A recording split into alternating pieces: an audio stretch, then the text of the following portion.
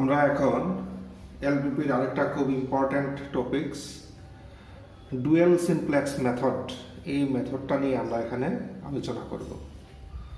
তো তোমরা অলরেডি দেখেছো যে একটা এলপিপি সলভ করার অনেকগুলো মেথড আছে। আমরা জানি গ্রাফিক্যাল মেথড, এরপরে আমরা সিমপ্লেক্স মেথড শিখেছি, বিগেম মেথড শিখেছি, আমরা টু ফেজ মেথড শিখেছি।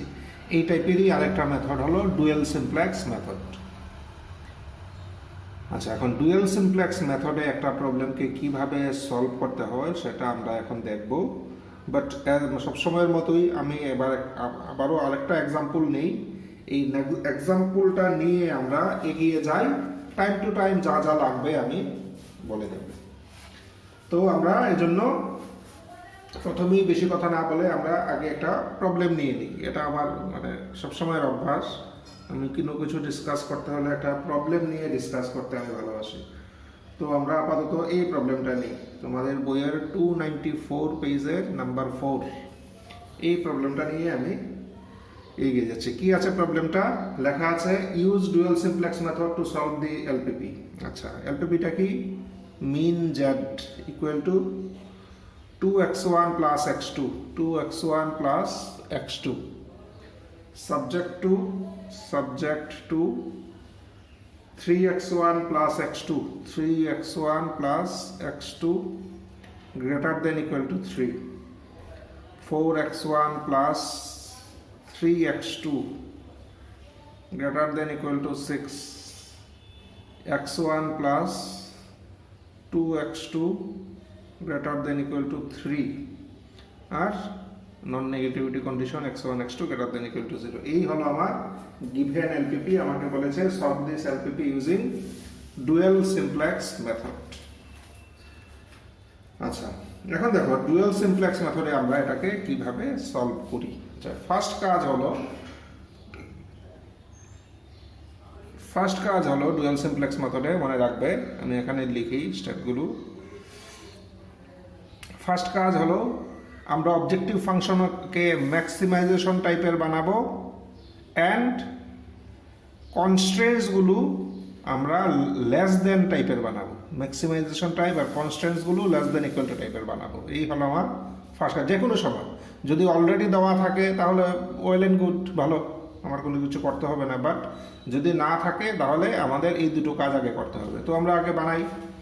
তাহলে আমরা কি লিখি যে আমি লেখা একটু কমই লিখছি।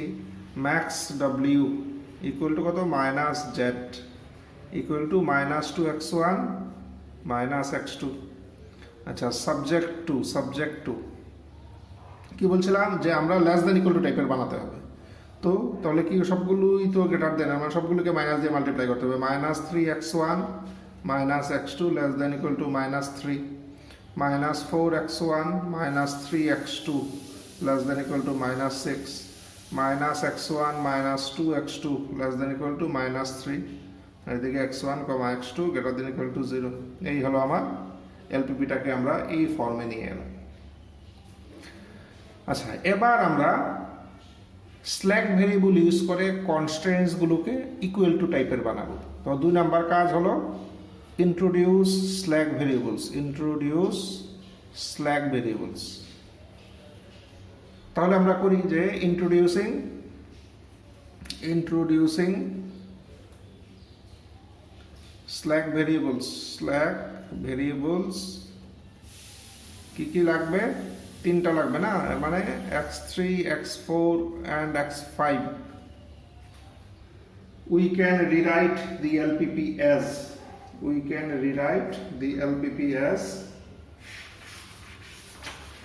আচ্ছা, এখানে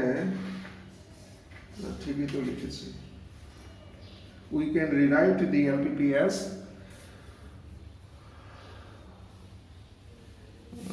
we can rewrite the LPP as। আচ্ছা, কিভাবে লিখলাম?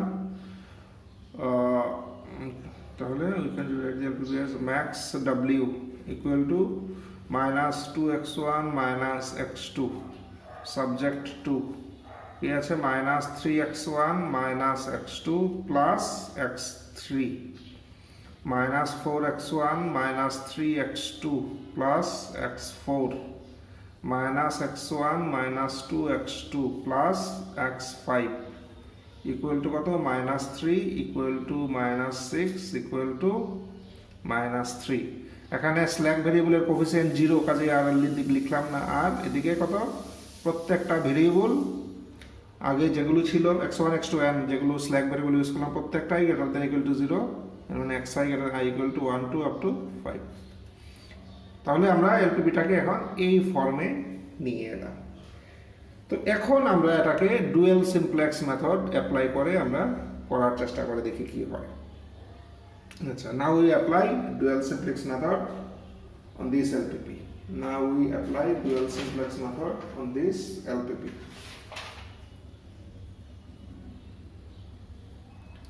Now we apply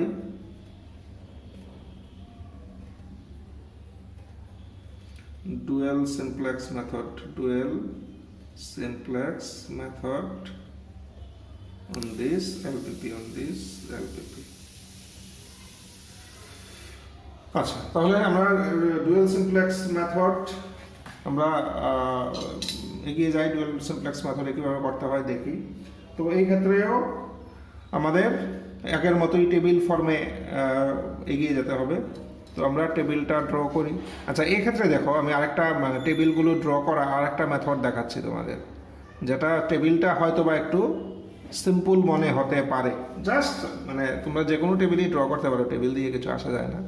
স্টিল আমি জাস্ট আরেকটা কিভাবে টেবিল ড্র করা যায় এটা আমরা দেখি।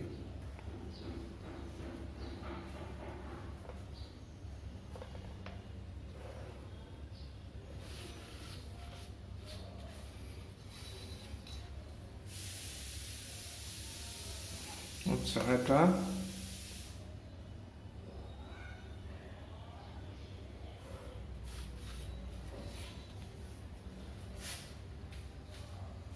আচ্ছা, এই ক্ষেত্রে দেখো 5টা, তো আরো 9টা কলাম লাগবে, আরো 4টা আমরা ধরে নিলাম। আচ্ছা, কি প্রথমটাকে কি বলে সিবি, এরপরটাকে আমরা বলি এক্সবি, বা আচ্ছা এক্সবি দেই, সিবি এক্সবি। আচ্ছা, বি বা বি এক্সবি ইন্টারচেঞ্জ করতে পারবো, আগে বোধহয় আমরা এটা রেখেছিলাম। এরপরে আমরা দিলাম স্মল বি। এরপরে ভেক্টরগুলো কি কয়টা ভেক্টর? 5টা, A1 A2 A3 A4 A5।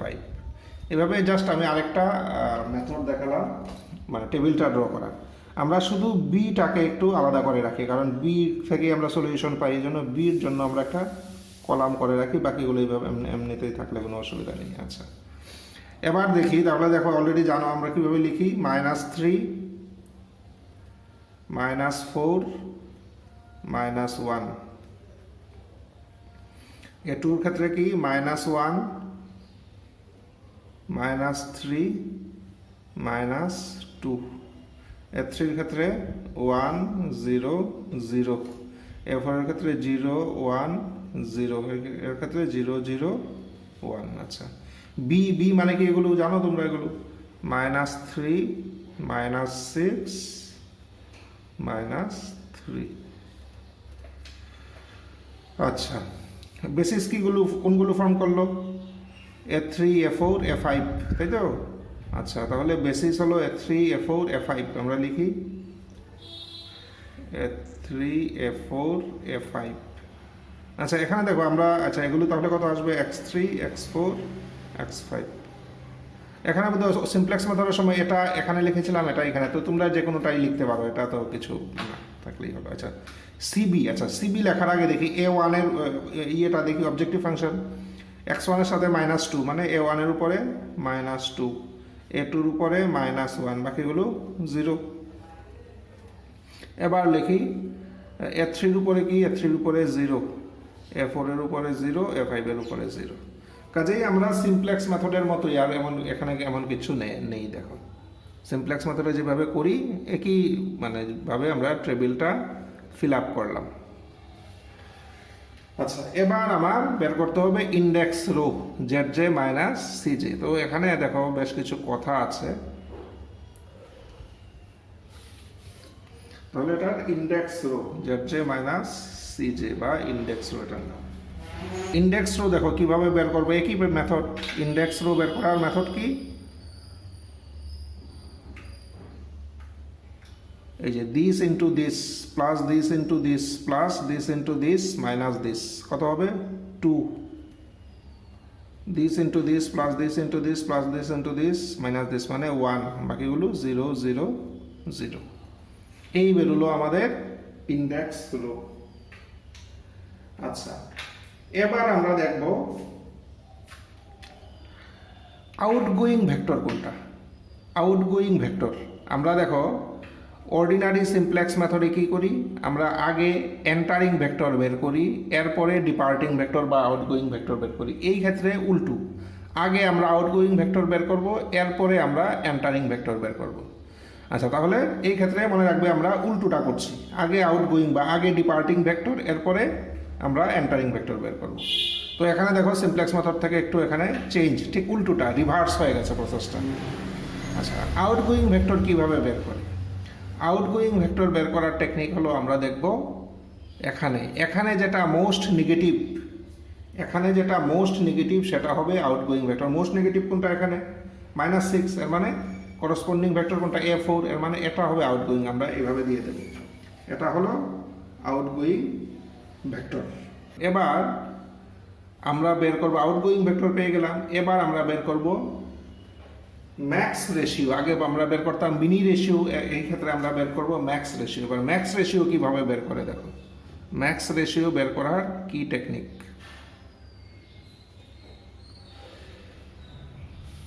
Max ratio বের করার টেকনিক হলো Z minus CJ by outgoing vector. Max রেশিওর ফর্মুলা হলো জেড মাইনাস সিজে মানে index row by outgoing vector, যেটা আউটগোয়িং ভেক্টর এটা দিয়ে করতে হবে। আচ্ছা, Z minus CJ by outgoing vector. আচ্ছা, এখানে দেখো Z minus CJ by outgoing vector করার সময় যেগুলো নেগেটিভ শুধু এইগুলো নেব, 0 বা পজিটিভ হলে আমরা এগুলো কনসিডার করব না, যেগুলো নেগেটিভ শুধু এগুলো নেব। আচ্ছা, তাহলে নেগেটিভ কোনটা দেখো, জেড মাইনাস সিজে হলো এটা, আর আউটগোয়িং ভেক্টর হলো এটা, তার মধ্যে নেগেটিভ কোনটা, তার মধ্যে নেগেটিভ হলো তাহলে 2/-4 মানে -12, 1/-3 এর মানে আচ্ছা 1/-3 মানে -1/3।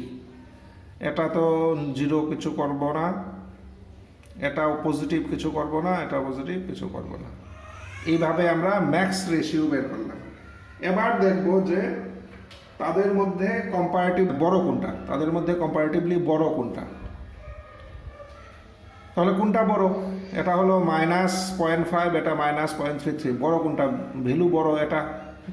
তাহলে এই হলো আমার entering vector, it is our entering vector, এই হলো আমার এন্টারিং ভেক্টর।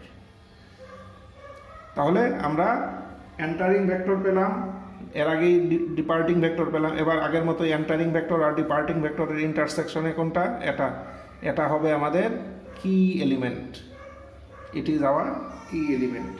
তাহলে দেখো আমার টেবিল 1-এর কাজ আমাদের শেষ, এই হলো টেবিল 1। আচ্ছা, এবার আমরা যাই তাহলে টেবিল 2-তে। তো টেবিল 2-তে গিয়ে আগের মতোই আমার ফার্স্ট কাজ হবে এটাকে 1 বানানো অ্যান্ড বাকি দুটোকে 0 বানানো। আচ্ছা, তাহলে যা করি,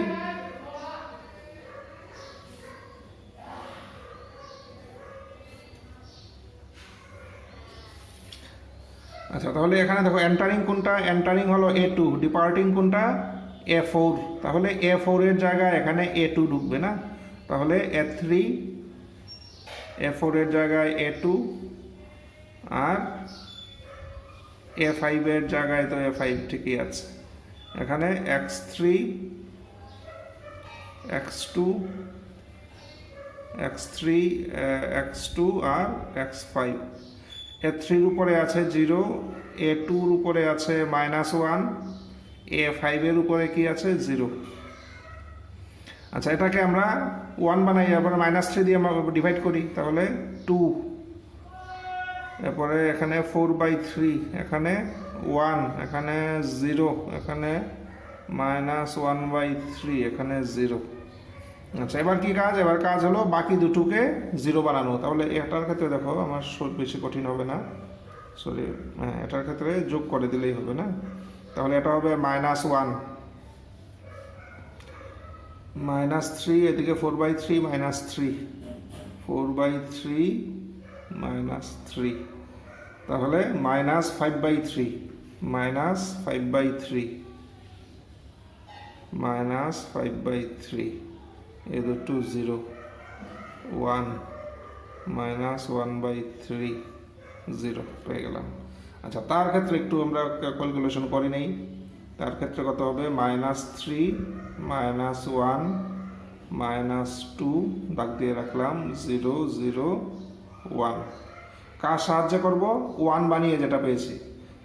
সিমপ্লেক্স মেথডে যেটা শিখেছি দেখো প্রায় কাছাকাছি। 1, 0, -1/3, 0। আচ্ছা, আমরা কি করি? আমরা 2 দিয়ে মাল্টিপ্লাই করে যোগ করে দিই, তাহলেই হয়ে গেল। তাহলে এটা হবে 1, এটা কত হবে? 8/3 - 1, 8/3 - 1 মানে 5/3।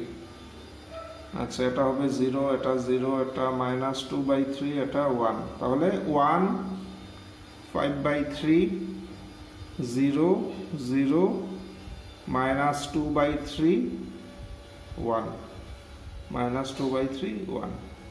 এই পেলাম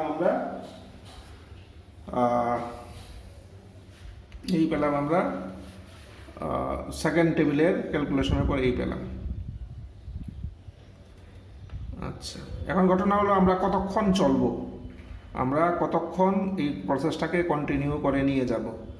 আমরা সিমপ্লেক্স মেথডের ক্ষেত্রে দেখেছিলাম কতক্ষণ করেছিলাম, যতক্ষণ না সবগুলো সবগুলো ইন্ডেক্স রো আমরা নন নেগেটিভ পেয়ে, ম্যাক্সিমাইজেশন হলে নন নেগেটিভ খুঁজেছিলাম, বা মিনিমাইজেশন নিয়ে সলভ করলে আমরা নন পজিটিভ, যতক্ষণ না নন নেগেটিভ হয় বা নন পজিটিভ হয়, যদি মিনিমাইজেশন হয় দেন অতক্ষণ পর্যন্ত আমরা এটাকে করে নিয়ে গিয়েছিলাম। তো এই ক্ষেত্রে আমরা কতক্ষণ অঙ্কটাকে করব। আচ্ছা, লক্ষ্য করে এখানে কিছু কথা বলার আছে। আমরা থার্ড টেবিলে যাওয়ার আগে দু একটা কথা বলি। সেটা হলো, আমরা যে সিমপ্লেক্স মেথড শিখেছি, সিমপ্লেক্স মেথড যেটা শিখেছি সেখানে দেখবে আমরা সবসময় একটা বেসিক ফিজিবল সলিউশন নিয়ে কাজ করেছি। এই যে এটা সবসময় একটা বেসিক ফিজিবল সলিউশন ছিল। বেসিক ফিজিবল সলিউশন আমার সবসময় ছিল। লক্ষ্য রাখবে, ফিজিবল কথাটা বলছি, ফিজিবল মানে নন নেগেটিভ।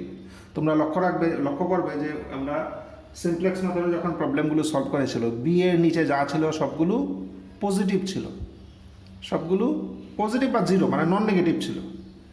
বি এর নিচে যা ছিল সবগুলো নন নেগেটিভ ছিল। এর মানে সবসময় আমরা ফিজিবল সলিউশন নিয়ে কাজ করেছি। Z J minus C J আমাদের ফার্স্ট টেবিলে হয়তো নেগেটিভ, এরপরের টেবিলে ধরো আবারও নেগেটিভ এসেছিলো, এরপরের টেবিলে গিয়ে আমরা পজিটিভ পেয়েছিলাম। এর মানে জেড জে মাইনাস সি জের ব্যাপারে আমাদের কিছু জানা ছিল না। তো ওই ক্ষেত্রে আমরা আসলে ব্যাকগ্রাউন্ডে কি ঘটনাটা ঘটতো, ব্যাকগ্রাউন্ডে ঘটনাটা ঘটতো যে আমরা একটা বেসিক ফিজিবল সলিউশন নিয়ে কাজ করছি, কাজ করে এখানে আমরা এসে অপটিমালিটি চেক করছি। আমি কথাগুলো আরেকটা ভিডিওতে বলেছিলাম, এখানে অপটিমালিটি আমরা চেক করি। যদি নেগেটিভ আসে তাহলে বুঝি যে অপটিমাল হয়নি, এই কারণেই পরের টেবিলে যাই। কাজেই অর্ডিনারি সিমপ্লেক্স মেথডে ফিজিবিলিটি জিনিসটা অলওয়েজ প্রোটেক্টেড ছিল, ফিজিবিলিটি কেউ নষ্ট করতে পারেনি।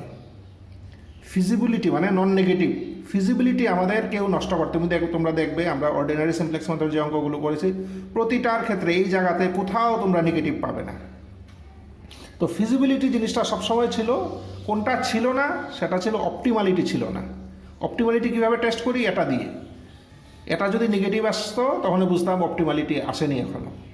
কাজে ফিজিবিলিটি সবসময় ছিল, অপটিমালিটি ছিল না। তো অপটিমালিটি পাওয়ার জন্যই আমরা পরের টেবিলে যেতাম, গিয়ে আমরা এই অবজেক্টিভ ফাংশনটাকে কি বলবো মানে মডিফাই অবজেক্টিভ ফাংশনের ভ্যালুটাকে আমরা রিভাইজ করতাম। অবজেক্টিভ ফাংশনের ভ্যালুটা রিভাইজ করতাম। যদি ম্যাক্সিমাইজেশন টাইপের প্রবলেম হয় তাহলে দেখবে এই পজিশনে এসে অবজেক্টিভ ফাংশনের যদি ভ্যালু 2 আসে, পরের টেবিলে আরেকটু বেটার হবে, 4 আসবে, এরপরের টেবিলে আরেকটু বেটার হবে, হয়তো 8 আসবে। মানে অবজেক্টিভ ফাংশনের ভ্যালুটা আমরা রিভাইজ করে করে করে করে ম্যাক্সিমাইজেশন টাইপ হলে বাড়াতে বাড়াতে বাড়াতে বাড়াতে গিয়ে একবার হাইয়েস্ট পয়েন্টে পৌঁছি, আর মিনিমাইজেশন টাইপ হলে কমাতে কমাতে কমাতে গিয়ে আমরা লোয়েস্ট পয়েন্টে পৌঁছি। এই ছিল অর্ডিনারি সিমপ্লেক্স মেথডের ব্যাকগ্রাউন্ড স্টোরি। আমি আবারও বলছি, অর্ডিনারি সিমপ্লেক্স মেথডের ক্ষেত্রে ফিজিবিলিটি সবসময় ছিল, এটা সবসময় নন নেগেটিভ ছিল, অপটিমালিটিটা ছিল না। অপটিমালিটিটাই আমরা চেক করে করে করে করে করে আমরা অপটিমালিটিতে পৌঁছাতাম। আর ডুয়েল সিমপ্লেক্স মেথডের ঠিক উল্টোটা। ডুয়েল সিমপ্লেক্স মেথডে দেখো ফার্স্ট টেবিলেই কিন্তু ZJ-C যে নন নেগেটিভ, এর মানে কি অপটিমালিটি কন্ডিশন স্যাটিসফাইড, এর মানে এই সলিউশনটা অপটিমাল সলিউশনই। কিন্তু সমস্যা কোথায়? সমস্যাটা হলো দিস ইজ নট ফিজিবল। আমার ফিজিবল সলিউশন চাই, দেখো বলা আছে ফিজিবল সলিউশন আমার চাই, আমার ফিজিবল সলিউশন চাই। কাজেই ডুয়েল সিমপ্লেক্স মেথডে অপটিমালিটিটা অলওয়েজ প্রোটেক্টেড। এখানেও দেখবে আমরা ZJ-C যে নন নেগেটিভই আসবে। কাজেই অপটিমালিটি অলওয়েজ প্রোটেক্টেড, অপটিমালিটির কোনো মানে ডিস্টার্ব হবে না। কি নেই, আমরা কি পাওয়ার চেষ্টা করছি? আমরা ফিজিবিলিটি পাওয়ার চেষ্টা করছি। দেখো এখানে ফিজিবল না, এখানে ফিজিবল না, নেগেটিভ আছে। এখানে ফিজিবিলিটির দিকে আরেকটু এগিয়ে গেলাম। কীভাবে এগিয়ে গেলাম? দেখো 3টা নেগেটিভ ছিল, এখন 1টা নেগেটিভ, হয়তো আরেকটু গিয়ে আমরা একেবারে সবগুলোই নন নেগেটিভ পাবো, মানে ফিজিবিলিটি তখন পেয়ে যাব। কাজেই এই দুটো মেথডের মধ্যে বেসিক ডিফারেন্স হলো, একটা হলো সিমপ্লেক্স আর একটা হলো ডুয়েল সিমপ্লেক্স। এটা হলো ডুয়েল সিমপ্লেক্স, একটা সিমপ্লেক্স আর একটা ডুয়েল সিমপ্লেক্স। সিমপ্লেক্সে ফিজিবিলিটি আমাদের সবসময় ছিল, অপটিমালিটি আমাদের টার্গেট ছিল, আমরা টার্গেট ছিল অপটিমালিটি। আর তার ক্ষেত্রে অপটিমালিটি আমাদের সবসময় আছে, আমাদের টার্গেট হলো ফিজিবিলিটি, আমরা ফিজিবিলিটির দিকে এগিয়ে যাচ্ছি। এই হলো অর্ডিনারি সিমপ্লেক্স মেথড আর ডুয়েল সিমপ্লেক্স মেথডের বেসিক ডিফারেন্স। আমি যেটাকে অর্ডিনারি সিমপ্লেক্স মেথড বলছি, বইয়ের ল্যাঙ্গুয়েজ এটাকে বলে, নাহলে তো তোমরা দুটোই সিমপ্লেক্স মেথড কথাটা আছে, তো কোন সিমপ্লেক্স মেথডটা? তো তোমরা যাতে কনফিউজ না হও, তো ডিস্টিংক্ট করার জন্য ওই আমরা যেটা আগে সিমপ্লেক্স মেথড শিখেছি, এটাকে এই চ্যাপ্টারের ভাষায় বলা হবে primal simplex method. Primal simplex method, আর এই এক্ষণের টেকনিকটা হলো ডুয়েল সিমপ্লেক্স মেথড। কাজেই প্রাইমাল সিমপ্লেক্সের মেথডের ক্ষেত্রে আমাদের ফিজিবিলিটি অলওয়েজ ছিল, সব টেবিলে দেখবে ফিজিবল, বাট অপটিমালিটি ছিল না। অপটিমালিটি আমরা পাওয়ার চেষ্টা করতাম, এজন্যই আমরা এতগুলো টেবিল করে করে করে আমরা লাস্ট জায়গায় পৌঁছাতাম, পৌঁছে দেখতাম যে ZJ-C যে নন নেগেটিভ, তখন বুঝতাম অপটিমালিটি পেয়ে গেছি। এটার ক্ষেত্রে অপটিমালিটি সবসময় আছে, দেখবে ZJ-C যে প্রথমেই দেখো নন নেগেটিভ, এখনও নন নেগেটিভ পাবে। কোনটা ছিল না? ফিজিবিলিটি নেই, দেখো ফিজিবিলিটি নেই। আমরা ফিজিবিলিটি পাওয়ার চেষ্টা করছি, আমরা আমাদের টার্গেট হলো আস্তে আস্তে আস্তে এখান থেকে নেগেটিভ জিনিসগুলো সরিয়ে দেওয়া। এই হলো background story of ordinary simplex method and dual simplex method.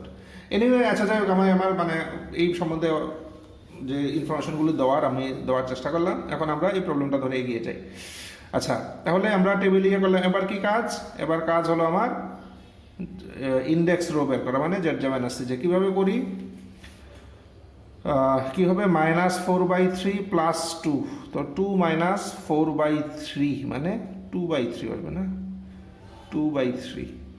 আচ্ছা, -1 - 1 - 0, এটার ক্ষেত্রে 0, এটার ক্ষেত্রে 1/3, এটার ক্ষেত্রে 1/3, এটার ক্ষেত্রে 0, ঠিক লিখলাম তো? হ্যাঁ, এটার ক্ষেত্রে 0। আচ্ছা, এবার কি কাজ? আমরা আউটগোয়িং ভেক্টর বের করব। মোস্ট নেগেটিভ আউটগোয়িং ভেক্টর কীভাবে? মোস্ট নেগেটিভ কোনটা? এখানে একটাই নেগেটিভ আছে, এটা মানে এটা হবে আউটগোয়িং ভেক্টর। এবার কি কাজ? এবার আমরা ম্যাক্সিমাম রেশিও বের করব, ম্যাক্সিমাম রেশিও বের করব।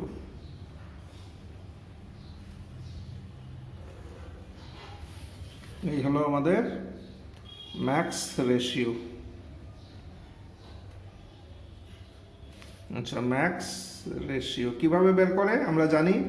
ম্যাক্স রেশিও হলো ZJ-C বাই আউটগোয়িং ভেক্টর।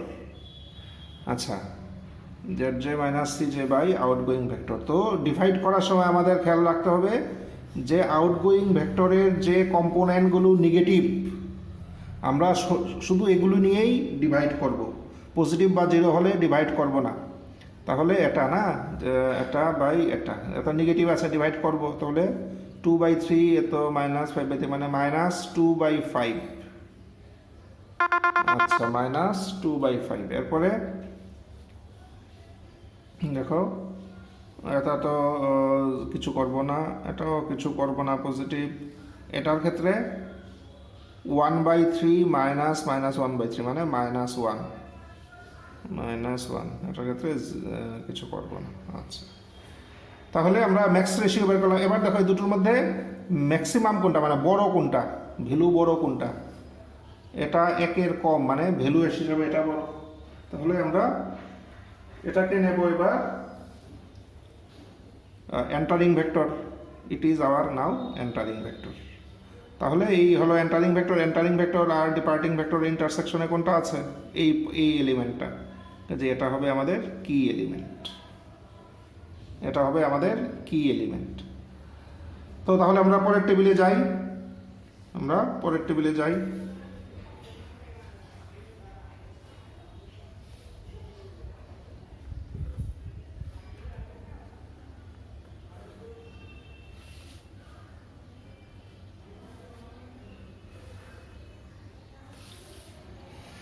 আচ্ছা, পরের টেবিলে আমাদের কি কি থাকবে দেখো। বেসিসে A1 ঢুকবে, বেরিয়ে যাবে A3। তাহলে A3-র জায়গায় A1, A2, A5, X1, X2, X5। A1 এর উপরে আছে -2, A2-র উপরে আছে -1, A5-এর উপরে 0।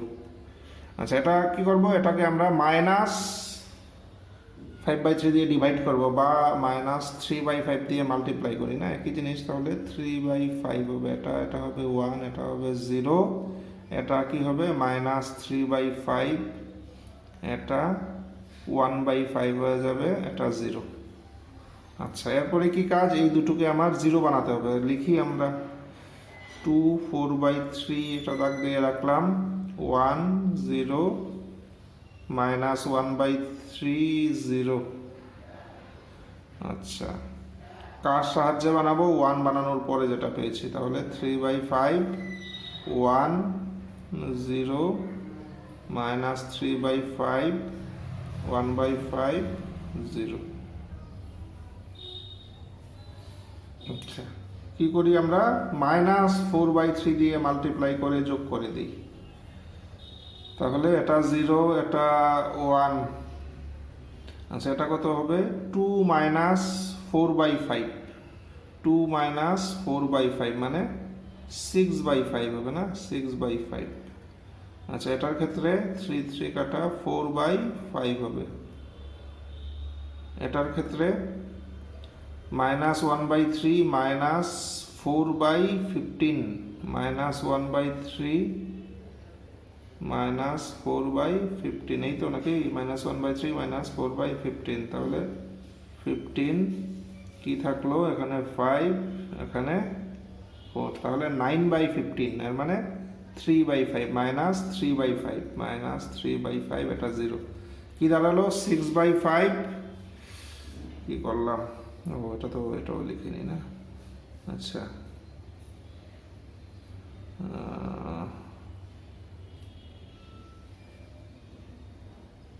এখানে একটু সমস্যা হয়েছে বোধহয়। আমরা কোনটাকে, এটাকে 1 বানালাম, বাকি কাকে 0 বানাবো। এখানে এই যে এটার আনসার কি পেলাম, এটার আনসার 2 4/3, এটাই তো পেলাম। আচ্ছা, তাহলে 6/5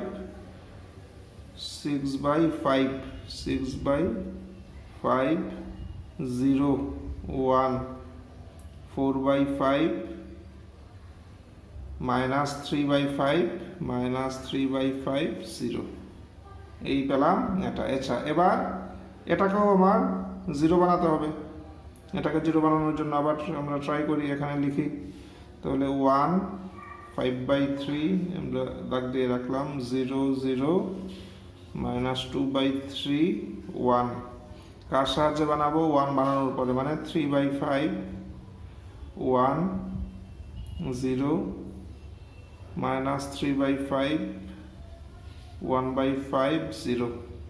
কি করতে হবে? আমরা -3/5 দিয়ে মাল্টিপ্লাই করি, এরপরে যোগ করলে তাহলে কি আসবে?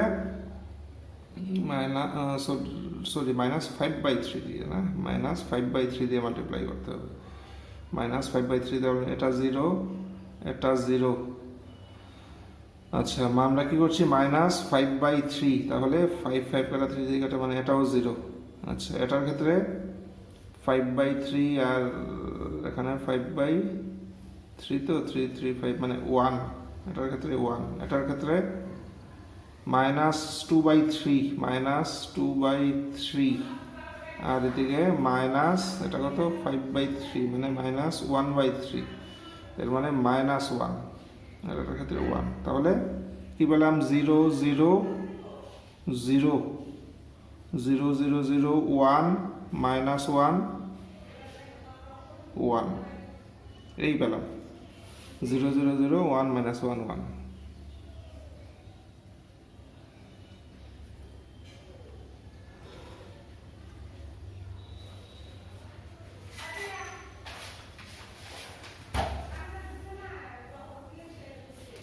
আচ্ছা, এবার আমরা জেড মাইনাস সি মানে ইন্ডেক্স রো বের করি।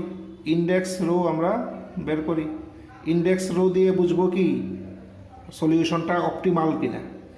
দেখো, এই ক্ষেত্রে এখন যদি ইন্ডেক্স রো নন নেগেটিভ আসে তাহলে আমাদের কাজ হয়ে গেল। কেন হয়ে গেল? দেখো, আমরা ফিজিবল সলিউশন পেয়ে গেছি, সবগুলো, কোনোটাই নেগেটিভ না।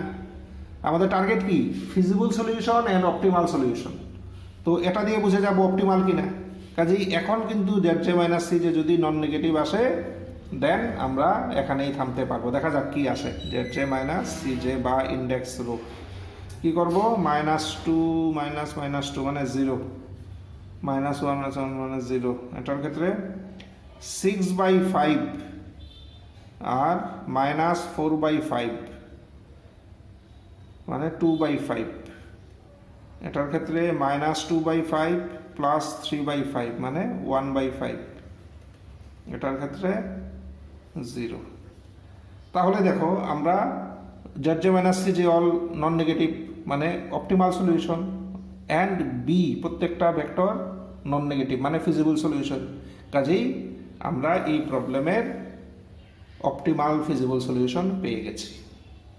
তো এটা জাস্ট আমরা লিখে নিই। আচ্ছা, এইখানেই আমরা শেষ করার চেষ্টা করি। এখানে লিখে নিই আমি, since all zj minus cj greater than equal to 0 and b of greater than equal to 0, b মানে এই ভেক্টরটা, therefore optimality condition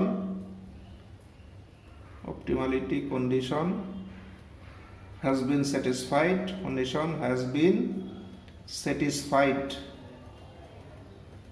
and a feasible solution is obtained,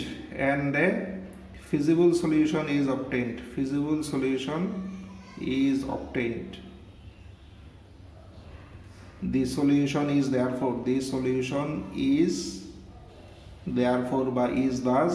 আচ্ছা, কি আমাদের কি চাই? x1 আর x2। অরিজিনাল প্রবলেমে ছিল x1 x2, x1 equal to এত, x2 equal to এত। x1 এর ভ্যালু দেখি, x1 এর পাশে কত আছে? 3/5। আচ্ছা, x2 আছে কি আছে? তার পাশে কত আছে? 6/5। তাহলে x1 আর x2 এর ভ্যালু হলো 3/5 আর 6/5। অ্যান্ড মিন জেডটাও বের করে দিতে হবে। And min Z equal to কত? 2 into x1 মানে 2 into 3/5 প্লাস x2 মানে x2 বলে কত? 6/5, তাহলে 12/5। মিন জেডের ভ্যালু হলো 12/5। এই হলো আমাদের ডুয়েল সিমপ্লেক্স মেথড। তো পুরো প্রবলেমটাকে আমরা একবার ডিসকাস করে নিই যে ফার্স্ট কি আমাদের যাই দেওয়া থাকবে কেন আমরা এটাকে ম্যাক্সিমাইজেশনে নেব, অ্যান্ড কনস্ট্যান্টসগুলো সবসময় লেস দ্যান ইকুয়াল টুতে কনভার্ট করব। এরপরে আমরা স্ল্যাক ভেরিয়েবল অ্যাড করব, স্ল্যাক ভেরিয়েবল ইন্ট্রোডিউস করে প্রবলেমটাকে এই ফর্মে আনবো। এরপরে আমরা ডুয়াল সিমপ্লেক্স মেথডে যাব। আচ্ছা, ডুয়াল সিমপ্লেক্স মেথডের ক্ষেত্রে দেখো, অর্ডিনারি সিমপ্লেক্স মেথডে বা প্রাইমাল সিমপ্লেক্স মেথড যেটা বলছি সেটাকে আমরা আগে বের করি এন্টারিং ভেক্টর, এরপরই বের করি ডিপার্টিং ভেক্টর। ডুয়াল সিমপ্লেক্স মেথডের আগে ডিপার্টিং ভেক্টর, এরপরে বেরোবে এন্টারিং ভেক্টর। আচ্ছা, ডিপার্টিং ভেক্টর কিভাবে বের করে? ডিপার্টিং ভেক্টর বের করে এখানে যেটা মোস্ট নেগেটিভ এটা দিয়ে ডিপার্টিং ভেক্টর বের করে। আচ্ছা, এন্টারিং ভেক্টর কিভাবে বের করে? এন্টারিং ভেক্টর বের করে যে আমরা ইন্ডেক্স রো যেভাবে ক্যালকুলেশন আগে করতাম সেই, মানে this into this plus this into this plus this into this minus this, এভাবে আমরা ইন্ডেক্স রো ক্যালকুলেশন করি। এরপরে আমরা ম্যাক্সিমাম রেশিও বের করি। ম্যাক্সিমাম রেশিও মানে index row by departing vector. শুধু অতটুকু লক্ষ্য রাখবো যে ডিপার্টিং ভেক্টরের যে কম্পোনেন্টগুলো নেগেটিভ শুধু এগুলো দিয়ে ডিভাইড করব, জিরো বা পজিটিভ হলে ব্ল্যাঙ্ক ছেড়ে দেব। এরপরে আমাদের কাজ হলো দেখব যে এই রেশিওগুলোর মধ্যে ম্যাক্সিমাম কোনটা, কোনটা ম্যাক্সিমাম। তো এখানে এই দুটোর মধ্যে এটা ম্যাক্সিমাম, তো এটা হবে আমাদের এন্টারিং ভেক্টর। এবার আগের মতোই এন্টারিং ভেক্টর আর ডিপার্টিং ভেক্টরের ইন্টারসেকশনে যেটা থাকবে এটা হবে কি এলিমেন্ট। তো পরের টেবিলে আমরা বেসিসটা অ্যাকর্ডিংলি চেঞ্জ করলাম, যেটা ডিপার্টিং সেটাকে বের করে দিলাম, যেটা এন্টারিং সেটাকে নিয়ে আসলাম তার জায়গায়। এরপরে কি এলিমেন্টটাকে 1 বানালাম, বাকি দুটোকে 0 বানালাম, মানে একেবারেই আগের মতো টেকনিক। এরপরে আবার আমরা জেড মাইনাস সি জে বের করলাম, আমরা বের করলাম, আমরা জেড মাইনাস সি জে বের করলাম। আচ্ছা, আমরা এর আগে আমাদের বের করতে হবে ডিপার্টিং ভেক্টর। ডিপার্টিং ভেক্টর খুব সোজা, মানে মোস্ট নেগেটিভ যেটা, মোস্ট নেগেটিভ ডিপার্টিং ভেক্টরও করলাম, জেড মাইনাস সি জে করলাম। এরপরে ম্যাক্সিমাম রেশিও বের করবো কিভাবে? Z minus C J by departing vector. করার সময় শুধু অতটুকু খেয়াল রাখবো ডিপার্টিং ভেক্টরের নেগেটিভ কম্পোনেন্টগুলো নিয়েই বের করবো, বাকিগুলো জিরো বা পজিটিভ হলে ব্ল্যাঙ্ক ছেড়ে দেবো। In this way will continue. কতক্ষণ আমরা এটা চালাবো? যতক্ষণ না এখানে সবগুলো নন নেগেটিভ আসে, at the same time Z minus C J গুলো নন নেগেটিভ আসে। তো প্রবলেমটা ডিজাইন করা এভাবেই যে জেড মাইনাস সি জে সব জায়গায় নন নেগেটিভই পাবে যদি ভুল না করো, কাজে এটা নিয়ে চিন্তার কিছু নাই। Z minus C J non negative মানে এটা কি ইন্ডিকেট করে? এটা ইন্ডিকেট করে it is a optimal solution. এর মানে এই প্রবলেমে প্রথম থেকেই কিন্তু আমাদের অপটিমাল সলিউশন আছে। অপটিমাল সলিউশন নিয়ে আমাদের কোনো চিন্তা নেই। কি নিয়ে চিন্তা? আমাদের শুধু অপটিমাল হলেই হয় না, আমাদের হতে হয় ফিজিবল। আমাদের ফিজিবল মানে নন নেগেটিভ হতে হয়। তো আমরা অপটিমাল সলিউশন নিয়েই এগিয়েছি, কিন্তু ফিজিবল ছিল না। তো আমরা অপটিমালিটি ধরে রাখার চেষ্টা করি আর এটাকে ফিজিবল এ কনভার্ট করার চেষ্টা করি। এটাই dual simplex method. This is dual simplex. তো এই মেথডের একটা বড় অ্যাডভান্টেজ হলো, দেখো এখানে সবসময় আমরা স্ল্যাক ভেরিয়েবল ইউজ করি। এর মানে সারপ্লাস বা আর্টিফিশিয়ালের ক্ষেত্রে যে একটা এক্সট্রা ঝামেলা থাকে, মাইনাস এম নিয়ে অনেক কিছু করতে হয়, এইসবের ঝামেলা এখানে নেই। শুধুমাত্র স্ল্যাক ভেরিয়েবল ইউজ করেই আমাদের কাজ হয়ে যায়। So this is all about dual simplex method. তোমরা যদি এই মেথড মানে এই প্রবলেমটা ভালো করে বুঝে থাকো, then I think you can solve at least 95% problem of your book. তো যাই হোক, তো ডুয়াল সিমপ্লেক্স মেথড আমরা এখানে শেষ করি, তবে একটা দুটো আলোচনা আরও আছে। আচ্ছা, এখানে আর যে কথাগুলো বলার এগুলো হলো, দেখো আমরা কি করি, আমরা ম্যাক্সিমাম রেশিও কিভাবে বের করি? ম্যাক্সিমাম রেশিও বের করি যে Z minus C J by departing vector. তো ডিপার্টিং ভেক্টরে কোন কম্পোনেন্টগুলো নেই? যেগুলো নেগেটিভ, এই কম্পোনেন্টগুলো নেই। যদি দেখা যায় যে নেগেটিভ একটাও না, মানে সবগুলোই আইদার জিরো বা পজিটিভ, সেক্ষেত্রে কি আমরা ম্যাক্সিমাম রেশিও বের করতে পারবো না? এর মানে আমরা আর এগিয়ে যেতে পারছি না। ম্যাক্সিমাম রেশিও দিয়েই আমরা এন্টারিং ভেক্টর বের করি, তো এন্টারিং ভেক্টরও বেরোবে না। এর মানে প্রবলেমটা এখানে কলাপস করবে, আর এগিয়ে যেতে পারবো না।